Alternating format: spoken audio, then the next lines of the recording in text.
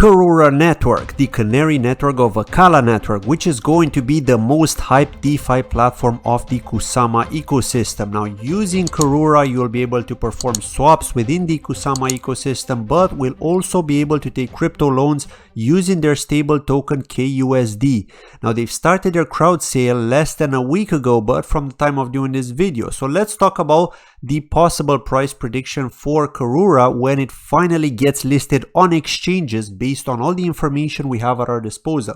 Now, before we begin, just so you know that the early bird bonus of 10% is no longer available should you wish to take part in the crowd loan using your KSM. However, you can still take advantage of a 5% bonus using my referral code in the description of this video below. I would very much appreciate it should you decide to use it.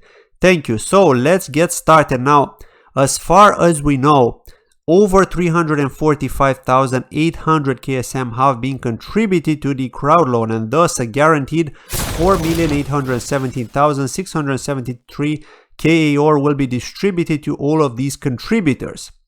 Now let's talk a bit about the utility of the KAOR token, because without utility, price talk won't do much, right?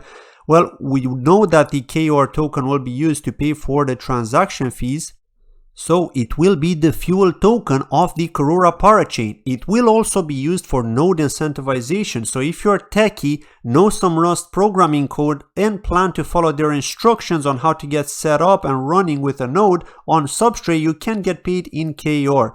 Now, governance is another utility which is now becoming the standard for all Substrate-based projects. This means that you can vote on proposals and multiply your voting power to enforce your choice by locking up your KAOR for longer periods of time. The other big utility is the smart contract deployment. We know Karura and Akala have built partnerships with various companies and have attended a number of events and will continue to do so. Thus, it will attract a number of crypto startups or small dev teams to deploy smart contracts on their platform. These teams will all require KAOR to do so. Thus, it will make it more scarce and it will be less in circulation. Now, the important point which is going to play a big role on the price is the tokenomics. Now, there will be 100 million total KAOR, and aside from that, it's not just a fixed supply token. They're looking at making it deflationary. With less KAOR in circulation, you can only assume that what that will do to the price, right?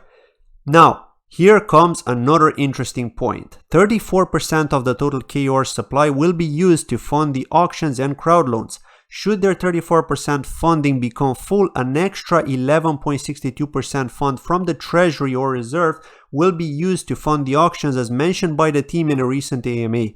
So let's assume 34 million KAOR will be distributed, but could possibly get to a max of 45,620,000.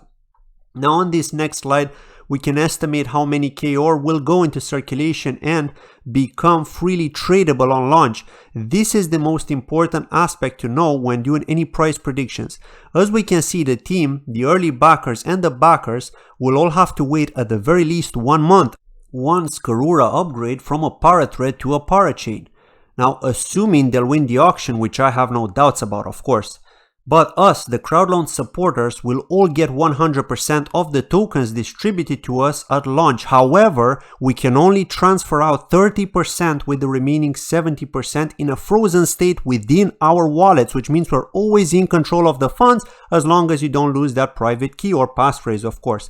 And it will slowly be released to us with every new block that gets generated on the Karura parachain, and the rest will be vested to us over 48 weeks of the whole lease period. That tells us that once we bond and we hit exchanges, we'll likely have between 10,200,000 and 13,686,000 tokens in circulation and available to transfer and trade, be it on OTC or on exchanges. But wait, we forgot the community section.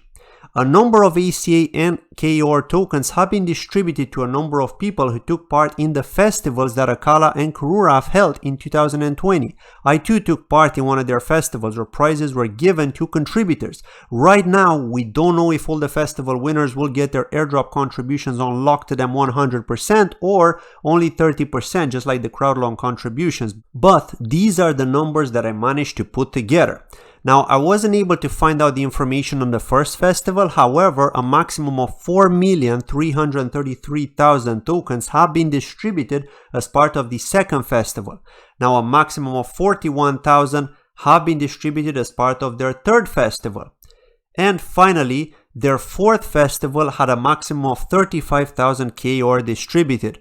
With all of this in mind, we could potentially have a maximum of 18,095,000 tokens. It's really not that much if you think of it. Low supply tokens do exceptionally well in terms of price movement on exchanges, especially on larger exchanges, right? Now, talking of exchanges, you can expect Karura to be listed on some of the larger exchanges out there, and that adds an extra push to the potential of the price. Betty Chen, one of the co-founders of Acala and Karura, has participated in the Binance Blockchain Week event back in February of 2021. This tells us that Binance are well aware of Acala and Karura and are likely one of the early backers in the project. And if there's anything I know about Binance, it's that they will list anyone they back as it's in their own interest. They also have something to gain from that. Now, like I said in previous videos where I spoke about Acala and Karura, I have no doubt in my mind that Karura and Acala will both get listed on Binance. We just don't know if it will happen soon after the upgrade as a parachain or 1 or 2 months later. Now, another important article that will help push the price of Karura further is the announcement about Coinbase Ventures backing both Acala and Karura with funding. Now, knowing Coinbase's history of token or coin listings, we know they don't easily list, even if they back a project, but it's definitely coming down the road. We've yet to see them list Polkadot and Kusama first though.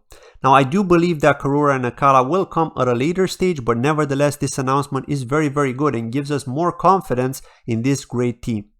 If you've not had enough of the bullish news on Acala and Karura, we also know that Kraken are supporting the parachain auctions, and like Coinbase, it's very difficult to see a token or a coin listing on Kraken. They do a lot of due diligence, but they're supporting Karura in the parachain auctions. They even posted a beginner's guide for Karura. I really believe that Kraken will be one of the large exchanges that will list Karura once they successfully win one of the auctions and upgrade to a parachain. Now, on Polkadot.js, we can see the full list of all the crowd loan participants, and as you can clearly see, Karura is sitting on top with the largest contribution. Now, what does that tell you about their chances to bond? Very high, right? Well, with all that being said, Binance, Kraken, OKX, KuCoin, and many other exchanges will very likely list Karura after they successfully win one of the auctions. And based on the very low supply of only 18,095,000, I'd estimate the KOR token to begin trading at around $30, and that's lowballing it, of course. I'm also basing this on the 12 plus KOR distribution for each one KSM and the price of KSM at the time. Now, in reality, the KOR token could very likely begin trading at over $100 if they get listed on Kraken alone. But hey, this was just my estimation based on all the condition and information we've seen in this video. I'd like to get your thoughts in the comment section below. What price do you think Karura will begin trading at? Thanks very much for watching and take care. Bye-bye.